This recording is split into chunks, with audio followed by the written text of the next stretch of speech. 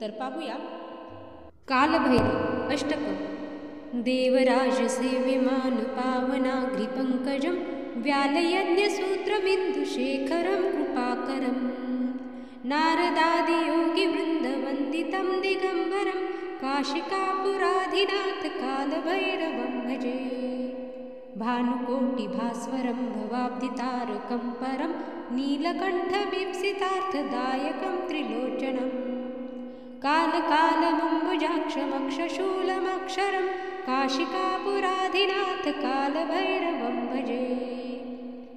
शूलटङ्कपाशदण्डपाणिमादिकारणं श्यामकायमादिदेवमक्षरं निरामयम् भीमविक्रमं प्रभुं विचित्रताण्डवं प्रियं काशिकापुराधिनाथ कालभैरवं भजे।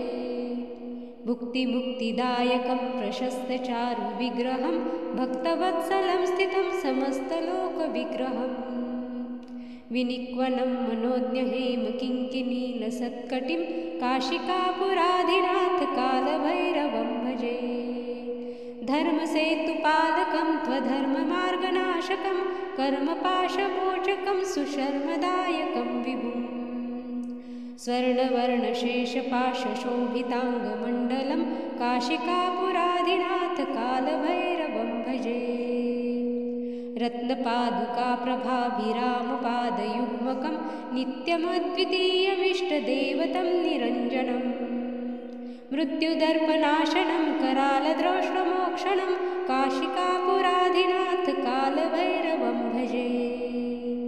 अट्टहासभिन्नपद्मजाण्डकोशसन्तति दृष्टिपातनष्टपापजालमुग्रशासनम् अष्टसिद्धिदायकं कपालमालिकाधरं काशिकापुराधिनाथ कालभैरवं भजे।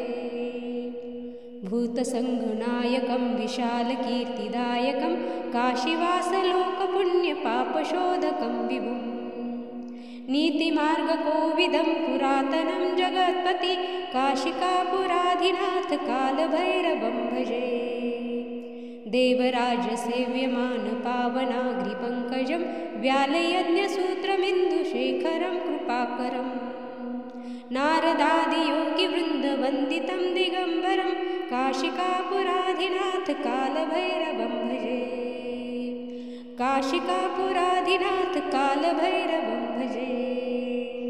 व्हिडिओ आवडला असेल तर व्हिडिओला लाईक, शेअर आणि सबस्क्राईब करा। व्हिडिओ पूर्ण पाहिल्याबद्दल धन्यवाद। जय श्री स्वामी समर्थ।